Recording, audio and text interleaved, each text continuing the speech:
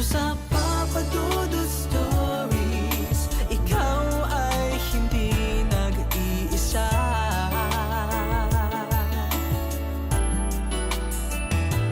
Dito sa Papa Dudut Stories, may nagmamahal sa'yo. Papa Dudut Stories,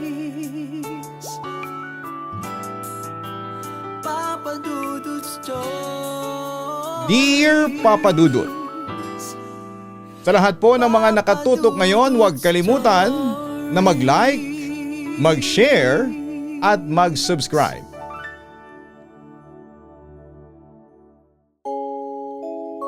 Dear Papa Dudut, tawagin niyo na lamang po ako sa pangalang Brent. Hindi ko tunay na pangalan. Sa totoo lang ay matagal na akong nakikinig sa inyo pero hindi ako ang tipong na nagko-comment palagi. Nakikinig lamang ako sa inyo habang gumagawa ng mga gawain sa bahay. Sa ngayon ay nagtatrabaho ako bilang isang encoder sa isang logistic company dito sa Pasig. Na-discover ko ang channel ninyo noong isang gabi na kailangan kong mag-overtime sa office. Sobrang tahimik noong floor namin. At dahil mag-isa lamang ako, naghahanap ako ng mapapakinggan para hindi ako antukin. At para na rin hindi ako masyadong kabahan sa mga kaluskos sa paligid. Doon ko nahanap ang mga kwento ninyo at simula noon ay naging habit ko nang makinig sa inyo habang bumabiyahe pa uwi sa gabi o kahit habang nagpapahinga sa bahay. Pero habang nakikinig ako sa mga horror stories na binabahagi ng iba ay parang tinutusok ang puso ko. Kasi naalala ko yung sarili naming karanasan sa aming barangay. Bata pa lamang ako, Papa Dudut, ay kilala na ako sa pagiging matigas ang ulo. Yung tipong kahit na anong saway ni Mama o ni Papa ay laging sagot ko ay saan ba yan? Wala namang ganyan. Hindi ako naniniwala sa mga kwentong matatanda. Para sa akin, ang mga aswang, lamang lupa at kung ano-ano pang nilalang ay imbento lang para takutin ang mga batang ayaw matulog sa tanghali. Madalas ko pang pagtawanan ng mga pinsan ko kapag nagtatakbuhan sila pauwi dahil lang may narinig silang kakaibang huni ng ibon o pagaspas ng pakpak sa gabi. Sinasabihan ko pa sila na ano ba kayo? Ibon lang yon. Huwag kayong praning. Lumaki ako sa isang masikip na komunidad. Yung tipong dikit-dikit ang mga bahay at ang mga iskinita ay parang labyrinth. Nakabisado ko na ang bawat kanto dahil doon ako nagkaisip. Ang pamilya ko ay simple lang. Si Papa ay isang driver at si Mama naman ay may maliit na tindahan sa harapan ng bahay namin. Tuwing gabi, imbes na nasa loob ako ng bahay at nakikinig sa mga babala ni Mama tungkol sa dilim, ay mas gusto ko pang tumambay sa labas kasama ang mga tropa. Para sa akin ang kalsada ang playground ko at wala akong dapat ikatakot dahil kilala ko ang lahat ng mga tao sa amin. Isang gabi habang nagiinuman kami ng mga kaibigan ko sa tapat ng bahay ng isa naming tropa ay may dumaang matanda na hindi namin gaanong kakilala. Tumigil siya saglit at nagsimulang magkwento tungkol sa mga nilalang na nagpapalit anyo raw kapag sumasapit ang hating gabi. Halos mabilaukan ako sa kakatawa noong marinig ko yon. Tay, masyado ka namang nanonood ng horror movies. Uso na po ang internet ngayon.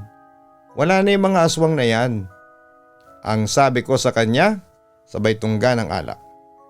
Hindi ko alam, Papa Dudut, na ang pagiging kampante kong ito ang magdadala sa akin sa isang sitwasyong hindi ko makakalimutan.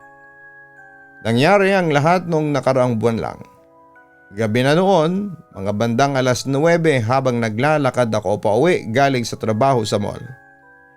Pagod na pagod ako at ang tanging nasa isipan ko lang ay ang makahiga na sa kama.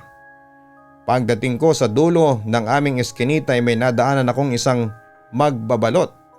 Nakatambay lamang siya doon. Nakaupo sa isang manit na bangko na kayuko at tila may binubulong sa sarili niya. Napansin ko na kakaiba ang basket niya. Kadalasan kasi ang mga magbabalot ay may gasera o flashlight para makita ang dinadaanan nila at para na rin mapansin ang mga mamimili. Pero ang basket niya ay madilim at wala siyang kahit na anong ilaw o pananda na nagtitinda siya. Sinubukan kong bumili ng balot dahil medyo nagugutom na rin ako sa biyahe. Tay, pabili nga po ng 2 balot. Tawag ko sa kanya pero hindi siya kumikibo. Nagtanong ako ulit. Tay, pabili po. Doon na siya dahan-dahang tumingala. Papadudot na patigil ako nung makita ko ang mukha niya. Kahit madilim ang paligid ay kitang-kita ko ang mga mata niya na tila nanlilisik. Parang may kung anong galit o puot sa tingin niya na tumatagos sa buto ko. Bigla siyang tumayo. Kinuha ang basket niya at mabilis na naglakad palayo sa akin. Nang hindi man lang nag-aalok ng kanyang paninda. Nawala siya kaagad sa dilim ng iskinita. Pagdating ko sa bahay, kinuwento ko kaagad kay mama yung kakaibang kilos ng magbabalot na yon. Sabi ko, Ma, may bagong magbabalot ba rito? Ang weird nung matanda ayaw magbenta tapos ang samang tumingin. Pero imbis na makinig ay pinagalitan niya lamang ako. Brent, ilang beses ko bang sasabihin sa'yo na huwag kang makikipag-usap sa mga hindi mo kilala, lalong-lalo na kung mukhang kahinahinala sa labas. Maraming hindi magandang nangyayari ngayon. Pinagkibit balikat ko na lamang yon pero simula ng gabing yon ay parang lagi ko nang napapansin ang presensya ng magbabalot na yon. Sa bawat kanto na madadaanan ko ay parang nandun lamang siya. Nakamasid sa akin. Isang gabi naman mga bandang 7:00, nasa labasan kami ng kaibigan kong Becky na si Paolo. Dahil sinamahan ko siyang bumili ng merienda sa labas ng iskinita. Habang naglalakad kami, naisipan kong ikwento sa kanya yung naging encounter ko doon sa misteryosong magbabalot. Huminto kami saglit sa ilalim ng isang poste ng ilaw para mas maging malinaw ang pagkukwento ko. Paulo, alam mo ba yung magbabalot dito? Yung walang ilaw ang basket? Sobrang weird niya. Nung isang gabi, tinitigan ako at parang gusto akong kainin. Sabi ko sa kanya habang natatawa-tawa pa. Pero habang nagsasalita ako ay bigla akong napalingon sa dulo ng kalsada. Doon sa ilalim ng malabong ilaw ng susunod na poste ay nakita ko ang pamilyar na figura. Yung magbabalot. Malayo pa siya talaga at halos maliit na anino pa lamang siya sa paningin namin. Pero sigurado akong siya yon. Dahil sa basket na bitbit niya. Bigla akong kinilabutan, Papa Dudut. Yung tawanan namin ni Paulo ay biglang napatigil. Agad kong itinigil ang pagkukwento ko dahil parang nararamdaman kong nakatitig siya sa amin kahit nakatayo pa sa napakalayong poste. Tara na Paulo, pumasok na tayo sa loob, ang sabi ko. Nagpasya kaming pumasok na sa looban ng aming iskinita para makauwi na kaagad at makaiwas sa kanya. Masikip ang daan doon. Sapat lang yon para sa 2 taong magkasalubong. Kaya laging dikit-dikit ang mga bahay at ang dilim ay mas matindi dahil sa mga naglalakihang pader. Hindi ko akalain na kahit tumigil na ako sa pagsasalita ay tila alam na niya ang aming pinag-uusapan. Malapit na kami sa aming gate nang makasalubong ko ang aking bunsong kapatid na si Justin. Mukhang nagmamadali rin siyang makapasok sa loob. Kuya, hintayin mo ako, sabi niya habang humihingal. Sabi niya ay nakita rin niya yung magbabalot na pumasok sa kabilang kanto ng aming looban at parang sinusundan siya. Baka sa mukha ng kapatid ko ang matinding takot. Nakahawak siya ng mahigpit sa laylayan ng damit ko. Sinabihan ko si Paulo na una na siya sa loob ng bahay nila para hindi na siya abutan ng matanda sa daanan. Tumakbo siya ng mabilis patungo sa kanilang pintuan habang hinihintay ko naman si Justin na kuhanin yung tsinelas niyang natanggal. Sa mga sandaling yon, Papa Dudut, ay naging napakatahimik ng paligid. Alam niyo yung katahimikan na nakakabingi. Walang kahit na anong huni ng insekto, walang ingay na mga kapitbahay na dati ay laging maingay. Ilang sandali lang ay nakita ko si Paulo na nananakbo palabas ng bahay nila patungo sa amin. Mukha siyang nakakita ng multo. Halos mawalan siya ng hininga habang nagsasalita. Brent, hinarang ako. Hinarang ako ng matanda sa gitna ng daan. Ang mas nakakatakot, Papa Dudut, ay ang sinabi ni Paulo. Alam daw nung matanda na pinag-uusapan namin siya kahit napakalayo pa niya kanina sa ilalim ng poste ng ilaw. Nanlaki ang mga mata ko at paano niya narinig. Paano niya nalaman na siya ang paksa ng aming kwentuhan sa labasan. Gayong halos 1 kilometro ang layo namin sa kanya ng oras na yon. Kahit ako na palaban ay hindi naniniwala sa kakatakutan ay nagsimula ng pagpawisan at manlamig. Takot na takot si Paulo kaya hindi siya nakapasok sa sarili nilang bahay at mas piniling bumalik sa pwesto ko. Nakatayo lang kaming 3 doon sa tapat ng gate namin at hindi makagalaw. Pakiramdam ko ay may matang nakamasid sa amin mula sa mga madidilim na bintana ng mga kapitbahay. Maya-maya pa ay nakita namin ang magbabalot na dahan-dahang lumalabas ng eskinita. Bitbit niya ang kanyang basket na kayuko pero ang mga mata ay nakatingala sa amin. Sobrang sama ng tingin niya, Papa Dudut, at tila ba gusto niyang lumuwa ang kanyang mga mata sa galit habang dinadaanan kami. Pero ang pinakanapansin ko at ang lalong nagpabaon ng takot sa akin ay ang basket niya. Napansin ko na wala siyang dalang asin. Alam naman nating lahat na sa bawat magbabalot dito sa Pilipinas ang asin ang pinakaimportanteng kaparis ng balot. Pero wala siyang dala. At ang amoy na dala niya, hindi amoy ng pagkain kundi amoy ng lupang basa na hinaluan ng malansang dugo. Kinabukasan matapos yung nangyari sa eskinita, hindi agad ako pumasok sa trabaho. Nagpunta ako sa bahay ng isang matandang kapitbahay namin, si Lola Basyang, hindi niya tunay na pangalan. Nakilala sa barangay na maraming alam sa mga kwentong probinsya. Ikinuwento ko sa kanya yung tungkol sa magbabalot na walang dalang asin. Habang nakikinig siya ay seryosong-seryoso ang mukha niya at panayang tango. Sabi niya sa akin ay, Brent, tandaan mo ito. Ang mga aswang na nagpapanggap na magbabalot ay laging walang dalang asin sa kanilang basket. Pinaliwanag niya sa akin na ang asin daw ay parang asido o apoy na nakakalusaw sa balat ng mga nilalang na ito. Kaya hindi sila hahawak o magdadala niyan. Nagsimula na akong kabahan ng husto. Kung dati ay pinagtatawanan ko lang ang mga ganitong sabi-sabi, ngayon ay parang unti-unti nang nagdidikit-dikit ang mga piraso ng puzzle sa isipan ko. Hindi na ito nagkataon lamang. Sumapit ang hapunan ng araw na yon. Habang kumakain kaming pamilya ay hindi ko talaga mapigilan na hindi lumingon sa bintana namin. Ang bintana kasi namin sa sala ay diretsyo ang tingin sa kalsada ng eskinita. Habang sumusubo ako ng kanin, may napansin akong dumaang figura sa labas. Mabilis lang. Parang dumaan lang na tao pero parang may mali sa kilos. Agad akong tumayo at tinignan ko ng mabuti. Binuksan ko pa yung ilaw sa labas pero wala namang tao doon. Nakita ko ni Papa at sinabihan ako na, Brent, maupo ka nga.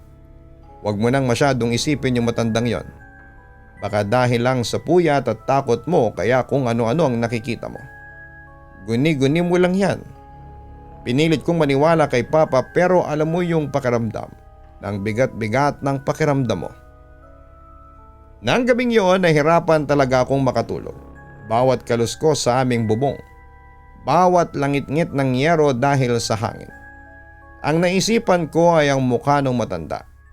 Bandang 1:00 ng madaling araw, lumabas ako saglit sa aming maliit na balkonahe sa itaas para kumuha ng hangin. Dahil parang naiinitan ako sa loob ng kwarto. Pagdungaw ko sa kalsada ay halos siminto ang tibok ng puso ko. Nandun siya, Papa Dudut, nakatayo siya sa tapat mismo ng aming bahay, sa ilalim ng poste ng ilaw. Nakatingala siya sa akin at dire-diretso ang tingin sa mga mata ko. Hindi siya gumagalaw at parang estatwa na nakatingin lamang. Pakiramdam ko ng mga oras na yon ay binibilang niya ang bawat paghinga ko. Parang hinihintay niya lang na pumikit ako o bumaba ako. Hindi ako nakagalaw sa kinakatayuan ko hanggang sa dahan-dahan siyang tumalikod at naglakad palayo bit-bit yung basket niya. Isang hapon naman habang papasok ako sa trabaho sa mall. Sumakay ako ng jeep, paakyat ako at laking gulat ko dahil nakaupo sa dulo. Malapit sa istribo yung magbabalot. Hindi siya nagtitinda. Nakaupo lang siya doon at nakaharap sa direksyon ko. Sa buong biyahe ay hindi siya kumukurap. Nakatitig lamang siya sa akin. Kahit punong-puno yung jeep ng mga pasaherong pawisan at nagmamadali, pakiramdam ko ay ako lang ang nakakapansin sa kanya. Yung mga ibang pasahero ay parang baliwala lang sa kanila yung presensya ng matanda. Nang buwaba ako sa main entrance ng mall ay lumingon ako sa likuran. Nakita ko siyang buwaba rin ng jeep. Pumasok agad ako sa loob at nag-log in sa trabaho. Pero nung sumilip ako sa glass door ng entrance habang break ko, nandun pa rin siya sa labas, nakatambay lang sa gilid ng parking lot. Tila ba nag-aabang sa akin at sinubukan kong dumaan sa back exit ng mall nung dismissal ko para makaiwas. Pero laking gulat ko nang makita ko siyang nakatambay na rin doon sa tapat ng loading dock. Tila ba alam niya kung anong gate ako lalabas. Alam niya ang bawat desisyon na gagawin ko sa araw na yon. Dahil sa takot ay nag-text na ako kay Papa, "Pasunduin mo ko sa motor. Ayaw kong mag-commute mamaya." Pagdating ni Papa ay sumakay ako kaagad at mabilis kaming umalis. Pero habang binabagtas namin ang highway pauwi, sa gilid ng daan kung saan madilim at maraming damo ay nakita ko na naman siya. Nakatayo lang siya doon at dahan-dahang kumakaway sa amin habang dumadaan kami. Hindi ko na sinabi kay Papa dahil alam kong sasabihin lang niya na guni-guni ko lang naman yon. Pag-uwi namin, sinigurado kong sarado ang lahat. Pero mga madaling araw na, nagising ako dahil sa isang tunog. Tunog siya ng matatalas na bagay na kumakalmot sa labas ng aming dingding na gawa sa kahoy. Parang may mahabang kuko na dahan-dahang gumagapang mula sa ibaba ng bahay patungo sa bintana ng kwarto ko. Sinubukan kong sumigaw, Papa Dudut, pero parang may nakadagan sa dibdib ko. Walang boses na lumalabas sa lalamunan ko. Nang dahan-dahang kong hawiin ang kortina para sumilip. Wala akong nakitang tao sa labas pero yung amoy na hinding-hindi ko malilimutan. Amoy siya ng malansang karne na nakasiksik sa bawat siwang ng bintana. Kaparehong-kapareho nung amoy nung basket nung magbabalot nung unang beses ko siyang makatagpo. Nanginginig ang aking mga kamay habang sinisiguradong nakalak ang bawat bintana at pintuan sa aming bahay. Kinabukasan kahit si Mama ay napansin ang pagbabago sa akin. "Brent, bakit namumutla ka? Parang wala kang sa sarili mo," sabi niya habang inahain ang almusal. Hindi ko na alam kung paano sasabihin sa kanya na feeling ko ay sinusundan ako ng isang aswang. Sinubukan kong lumabas ng bahay para pumunta sa dulo ng subdivision namin kung saan ay may maliit na puno at gubat-gubatan para sana makapag-isip at makalimot sa stress. Pero habang naglalakad ako sa ilalim ng mga puno, pakiramdam ko ay may sumusunod sa akin. Bawat kaluskos ng dahon sa likod ay parang may taong nagtatago. Isang hapon habang nagluluto si Mama sa kusina ay bigla siyang napatigil sa paghahalo ng ulam. "Brent, amuyin mo nga ito. May naamoy ka bang kakaiba dito sa kusina?" tanong niya. Lumapit ako at doon ko naramdaman yung amoy na nanggagaling sa ilalim ng aming lababo. Amoy itong nabubulok na karne na may halong malansang dugo. Sobrang baho, Papa Dudut, yung tipong masusuka ka talaga. Tiningnan namin ang ilalim ng lababo. Binuksan namin ang mga cabinet pero wala kaming nakitang kahit na anong patay na daga o basura. Malinis naman ang loob. Doon ko naalala yung sinabi ni Lola Basyang tungkol sa aswang na ayaw sa asin. Agad akong kumuha ng isang dakot na asin sa lalagyan namin at isinaboy ko ito ng marami sa ilalim ng lababo at sa bawat sulok ng kusina. Biglang may narinig kaming parang mabilis na paggapang mula sa loob ng dingding patungo sa labas ng bahay. Hanggang sa marinig namin ang malakas na kalabog sa likod bahay. Nagkatinginan kami ni Mama at doon ko nakita sa mga mata niya ang takot na dati ay hindi ko nakikita sa kanya. Alam na rin ni Mama na hindi na ito normal na pangyayari. Pagkatapos ng hapong yon, naging routine na namin ang magsaboy ng asin sa bawat pintuan, bintana at kahit pa sa paligid ng bahay namin. Ginawa naming kuta ang sarili naming tahanan.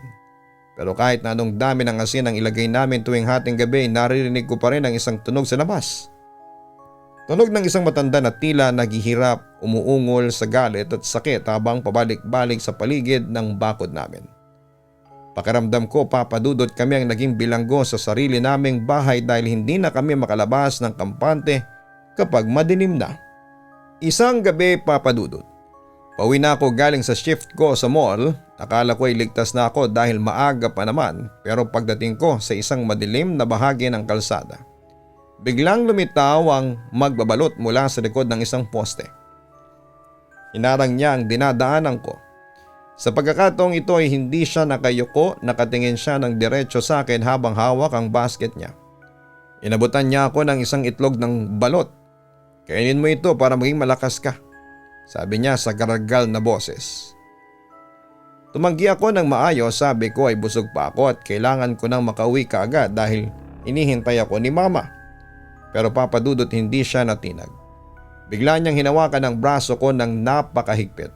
Doon ko naramdaman ang lamig ng balat niya.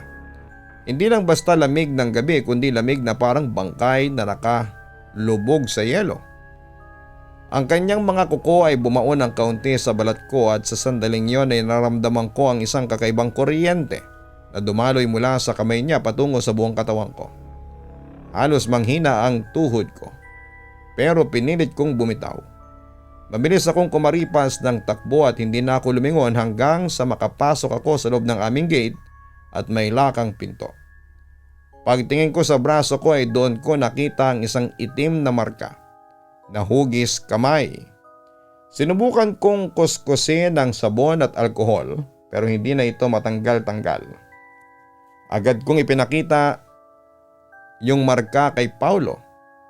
Ang sabi ni Paulo ay baka raw minarkahan ako ng aswang para sa susunod na gabi. Sa sobrang takot namin ay nagpasya kaming kumonsulta sa isang matandang albularyo sa kabilang barangay, si Tata Isko. Sabi nila marami na raw itong napaalis na mga masasamang elemento sa lugar. Pero Papa Dudut, bago pa man kami makarating sa tapat ng bahay ni Tata Isko ay nandun na naman ang magbabalot. Nakaupo siya sa tapat ng bahay ng albularyo. Parang kanina pa siya doon at talagang naghihintay sa amin. Kahit nanginginig ang mga binti ko ay lumapit pa rin kami ni Paulo dahil wala na kaming ibang mapupuntahan. At habang pumapasok kami sa pinto, ang magbabalot ay nakatingin lang sa amin ng may mapang-uyam ng ngiti. Yung ngiting alam mong may masama siyang balak. Pagpasok namin kay Tata Isko ay agad niya kaming binigyan ng tigisang baso ng tubig na may halong mga pinatuyong dahon na mapait. Sabi niya sa akin ay, "Brent, may nakasunod sa inyong itim na hindi basta-basta aalis hanggat hindi nakukuha ang gusto nito." Ipinakita ko ang itim na marka sa braso ko at biglang napailing ang matanda habang mabilis na bumubulong ng mga orasyon sa harapan ng isang kandila. Sinabi niya na ang markang ito ay hindi lang basta pasa. Isa raw itong imbitasyon para sa isang pagtitipon na gaganapin sa susunod na kabilugan ng buwan. Binabalaan niya ako na maging maingat dahil ang magbabalot na yon ay isa lamang sa marami nilang kasamahan sa paligid namin. Pag-alis namin sa bahay ni Tata Isko ay wala na ang magbabalot doon, pero may naiwan siyang isang tumpok ng mga balat ng itlog sa upuan na kinakaupuan niya kanina. Ang mga balat ay may bahid pa ng dugo at may dalang amoy ng malansang isda na talagang nakakahilo. Kapag nalanghap mo ng matagal ay iyon ang mararamdaman mo. Sinabihan kami ni Tata Isko na huwag nang lalabas ng bahay kapag sumapit ng alas 7 ng gabi. Nang gabing yon ay naramdaman namin ang isang matinding pagyanig sa aming bubong. Parang may isang napakalaking hayop na tumalon mula sa puno ng mangga sa tapat namin patungo sa yero ng bahay namin. Narinig namin ang tunog na tila malalaking pakpak na humahampas sa aming mga bubong. Nagdulot ito ng nakakabinging ingay sa loob ng bahay at nagising ang buong pamilya ko, pati si Justin at si Papa. Nagtipon-tipon kaming lahat sa sala, tawak-hawak ang mga rosaryo habang nananalangin ng malakas. Biglang namatay ang lahat ng ilaw sa aming buong kalsada. Kahit yung poste ng kuryente sa tapat namin ay namatay din, tanging ang liwanag na lang ng buwan ang nanatili sa labas. Habang nakaupo kami sa dilim ay nakita ko ang isang figura sa labas ng bintana namin. May mahabang kamay ito na pilit na sinusubukang buksan ang lock ng aming bintana. Sinagawa nito ni Papa na umalis ka dyan. Huwag mong pakialaman ang pamilya ko. Pero ang tanging sagot na narinig namin mula sa labas ay isang matinis na tawa na hindi galing sa lalamunan ng tao. Tumagal yung takutan ng ilang oras, parang ayaw matapos ang gabi. Hanggang sa narinig namin ang unang huni ng manok sa madaling araw. Biglang tumigil ang lahat ng ingay at naramdaman namin na parang gumaan ang paligid ng bahay. Nang tingnan namin na ang bubong kinabukasan ay may malalim na bakas sa yero na parang sinubukang baklasin noong nilalang. Pero Papa Dudut, ang mas nakakatakot ay yung pagbabago sa akin. Napansin ko na naging bugnutin ako at laging mainit ang ulo ko sa malit na bagay simula nung nakuha ko yung itim na marka. Ilang araw nagluto si Mama ng sinigang para sa pananghalian. Pero pag amoy ko palabang sa sabaw ay naduwal na ako. Ayaw ko nang kumain ng mga pagkaing may asin. Parang nasusulasok ako sa alat. Mas gusto ko na lamang yung mga hilaw na gulay o kaya'y karne na hindi masyadong luto. Natatakot ako sa sarili ko dahil unti-unti na akong nagbabago at nawawala ang dati kong pagkatao. Napansin din ni Mama ang mga mata ko at ang sabi niya ay parang nagiging mapula daw ang mga ito kapag natatamaan ng direktang liwanag ng araw. Sinabihan niya ako na kailangan ko nang bumalik kay Tata Isko bago pa tuluyan nang mawala ang sarili ko. Isang hapon tumingin ako sa salamin ng banyo at nakita ko ang sarili ko na nakangiti pero yung ngiti ko ay hindi ko na nakikilala. Kapareho yon ang ngiti noong magbabalot nung hinarang niya ako. Sa tindi ng galit at takot ay binasag ko ang salamin gamit ang kamao ko. Hindi ko na alam kung sino ang kalaban. Ang matanda ba sa labas o itong bagay na namumuo na sa aking katawan. Dahil sa tindi ng takot at dahil sa nararamdaman ko na parang unti-unti na akong kinakain ang markang ito sa braso ko ay nagpasya akong harapin ang magbabalot. Hindi na ako pwedeng magtago lang sa ilalim ng kumot. Isang gabi lumabas ako at naglakad sa mismong looban kung saan niya hinarang ang kaibigan kong si Paulo. Bitbit ko ang isang sako ng asin at yung botelya ng tubig na may basbas ni Tata Isko. Habang naglalakad ako sa madilim na eskinita, pakiramdam ko ay sumasabay sa akin ang bawat anino sa pader. Narinig ko yung mga bulong na parang tinatawag ang pangalan ko pero hindi ako huminto. Doon sa dulo ng looban ay lumitaw ang matanda, bitbit niya ang kanyang basket pero sa pagkakataong ito ay puno na ito ng mga itlog na kulay itim. Napansin ko rin na dahan-dahan siyang lumapit sa akin pero ang mga paa niya ay hindi man lang tumatapak sa semento. Lumulutang siya. Brent, oras na para sumama ka sa amin. Ang sabi niya. Ang boses niya ay parang nanggagaling sa ilalim ng lupa. Hindi na ako nag-atubili pa. Isinaboy ko ang isang dakot ng asin sa harapan ko. Nang madikitan ang balat niya ay bigla itong umusok at naglabas ng matinis na tunog na parang nasasaktan. Sumigaw siya ng napakalakas. Isang tili na yumanig sa mga pader ng eskinita. Pero hindi ako tumigil at ibinuhos ko rin ang banal na tubig sa basket niya. Biglang nagliyab ang mga itlog na kulay itim at naglabas ng isang napakabaho at makapal na usok. Tumakas ang matanda patungo sa pinakamadilim na bahagi ng looban pero bago siya nawala, narinig ko siyang sumumpa na babalik siya para sa akin. Pagkatapos ng gabing yun ay tila naging payapa na ang aming iskinita. Hindi na muling nagpakita ang magbabalot. Yung itim na marka sa braso ko ay nagsimula ng maglaho at unti-unti na rin bumalik ang panlasa ko sa mga maaalat na pagkain. Nakahinga na ng maluwag ang pamilya ko pati na ang mga kapitbahay at nag-organisa pa nga ako ng cleaning up drive sa barangay namin para linisin ang mga madidilim na kanto at lagyan ng mga dagdag na ilaw. Naniniwala kasi ako na ang liwanag ang pinakamabisang paraan para itaboy ang anumang masamang bagay na nagtatago sa dilim.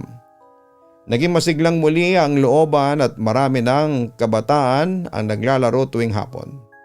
Pero Papa Dudut, hindi ko pa rin maalis ang kaba tuwing sasapit ang alas 7 ng gabi. Minsan habang nakaupo ako sa labas, parang naririnig ko pa rin yung tunog ng basket na inilalapag sa semento. Tok, pero kapag lumingon ako ay wala naman doon. Alam ko sa loob ko na hindi pa talaga tapos ang laban. Isang gabi galing ako sa party ng isang tropa. Habang naglalakad ako pa uwi ay bigla ko naramdaman ang matinding lamig sa aking batok. Sa dulo ng iskinita ay may nakita akong figura na nakatalikod at may bitbit ding basket, pero mas malaki ito kesa sa dati. Hindi ito yung magbabalot na kilala ko, mas matangkad ito at may suot na itim na kapa na abot hanggang sa paa. Dahan-dahan siyang humarap sa akin at halos mahulog ang puso ko nung makita ko ang mukha ni Paulo. Pero hindi na siya ang dating Paulo, ang mga mata niya ay kulay pula na at nanlilisi. "Brent, bakit ka tumigil sa pagkukwento?" Ang tanong niya sa boses na parang halimaw. Doon ko napagtanto na nakuha na nila ang kaibigan ko at ginagamit nila siya para akitin ako pabalik. Kumaripas ako ng takbo patungo sa aming bahay pero laking gulat ko nang makita kong nakabukas ang aming gate at pintuan. Pagbukas ko sa sala ay nandoon ang magbabalot. Nakaupo siya kasama sina mama at papa na parang matagal na silang magkakilala. Ang mga magulang ko ay nakatitig lang sa kawalan. Walang kaimik-imik habang kumakain ang mga itlog na kulay itim mula sa basket. Sinubukan kong tawagin sila mama at papa, "Ano yan?" Pero hindi sila tumugon at parang nasa ilalim sila ng isang malalim na gayuma. Ang magbabalot naman ay nakatingin lang sa akin habang dahan-dahang hinahaplos ang braso ko. Doon sa pwesto ng dati kong marka. "Welcome home, Brent. Handa ka na bang sumali sa amin sa hapagkainan?" Tanong niya nang may halong panunuya. Tumakbo ako sa kusina para kumuha ng asin pero laking gulat ko dahil lahat ng lalagyan namin ay puno na ng abo. Wala nang bisang lahat ng proteksyon ko sa loob ng bahay. Nagsimulang lumabo ang paningin ko habang ang amoy ng malansang karne ay muling bumalot sa buong sala. Sa labas ng bintana ay nakita ko si Paulo na nakatingin sa akin habang dahan-dahang kumakaway. Gaya nung nakita ko sa highway noon. Napagtanto ko na eto na ang pagtitipon na sinasabi ng albularyo. At ang pangunahing putahe sa gabing ito ay ako. Wala na akong matatakbuhan dahil sa mismong tahanan ko ang naging pugad ng mga aswang. Sa gitna ng kawalan ng pag-asa ay naalala ko ang isang lumang kwintas na ibinigay sa akin ng lolo ko bago siya mamatay. Laging nasa bulsa ko yun. Hinawakan ko ito ng mahigpit at bigla itong naglabas ng isang matinding liwanag na nagpasilaw sa magbabalot at kay Paulo sa labas.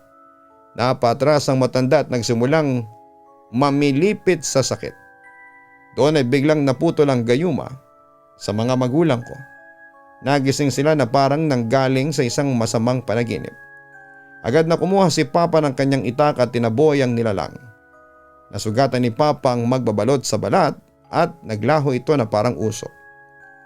Agad naming sinarado ang lahat, tinawagan namin si Tata Isko pero hindi na siya sumasagot sa telepono. Nanatili kaming gising hanggang umaga, nagbabantay sa bawat tunog. Kinabukasan nalaman namin na si Paulo ay hindi na nakauwi at nawawala na rin ang buong pamilya niya. Ang bahay nila ay iniwang bukas pero walang kahit anong gamit na nawala. Parang naglaho lang silang lahat ng sabay-sabay. Nagpunta kami sa bahay ni Tata Isko at doon namin nakitang nakahandusay sa sahig ang matanda. Wala ng buhay at may hawak na isang pirasong balat ng itlog. Ang kisame ng bahay niya ay puno ng mga malalalim na kalmot. Doon ko naramdaman at tuluyan na kaming nawala ng kakampi. Nagpasya si Papa na ilipat muna kami sa probinsya para sa aming kaligtasan. Nang huminto kami sa isang gasoline station para umihi, laking gulat namin nang makitang magbabalot na nakaupo sa tabi ng aming sasakyan. Nag-alok muli ang matanda ng balot sa mga tao. Pero walang nakakapansin sa kanya kundi kami lang. Invisible siya sa ibang mga biyahero. Mabilis kaming sumakay muli at tinuloy ang biyahe ng hindi tumitigil. Pagdating sa hangganan ng aming probinsya, biglang tumigil yung motor na sumusunod sa amin at naglaho sa dilim. Ang lolo ko sa probinsya ay isang kilalang manggagamot din. Pagkakita niya sa braso ko na may marka ay sinabi niya na ang magbabalot na yon ay isang uri ng tagasunod ng isang mas mataas na nilalang sa lugar namin.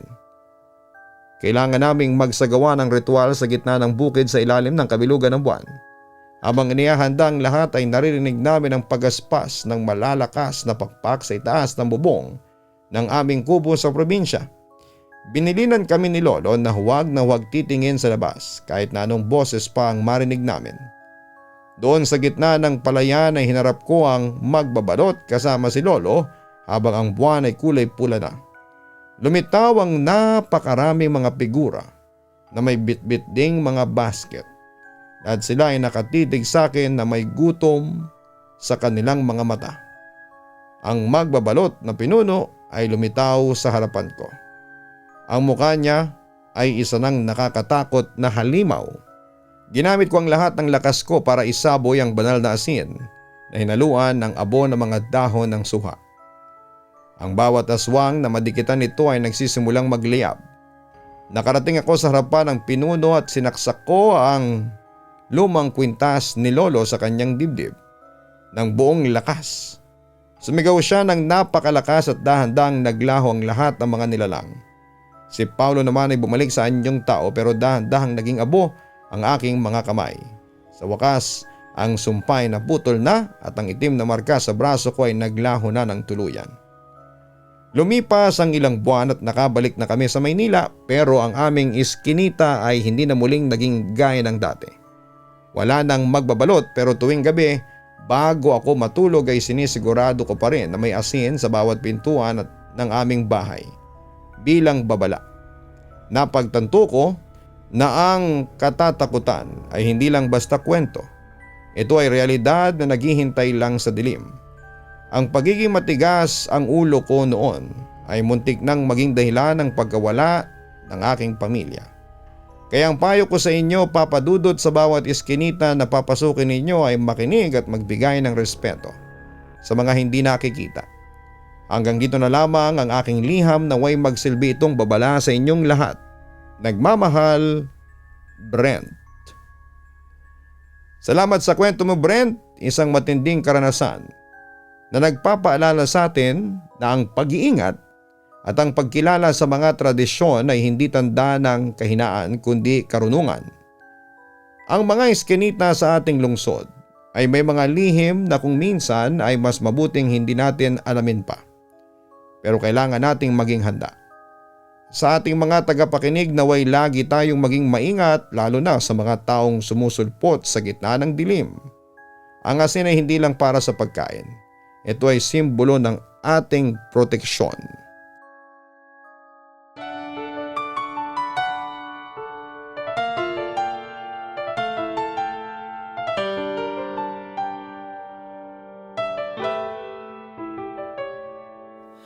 Ang buhay ay mahiwaga,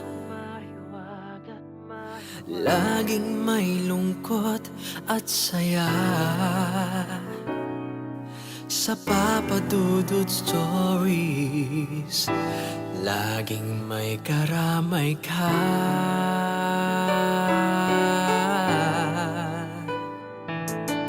Mga problemang kaibigan, dito ay pakikinggan ka. Sa Papa Dudut Stories, kami ay iyong kasama. Dito sa Papa Dudut Stories, ikaw ay hindi nag-iisa.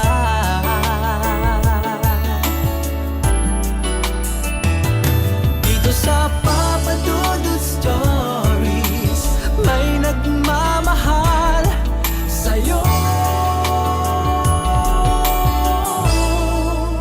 Papa Dudut Stories, Papa Dudut Stories,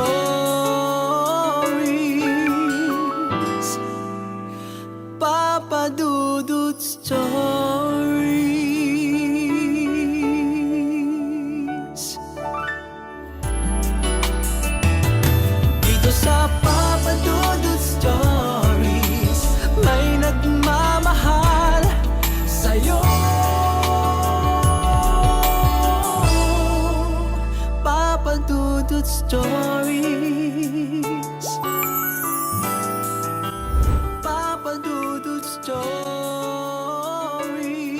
Hello mga ka-online, si Papa Dudut po ito. Nag-enjoy ka ba sa ating kwento ngayong araw? Huwag kalimutan na i-share, mag-like at mag-subscribe. Maraming salamat po.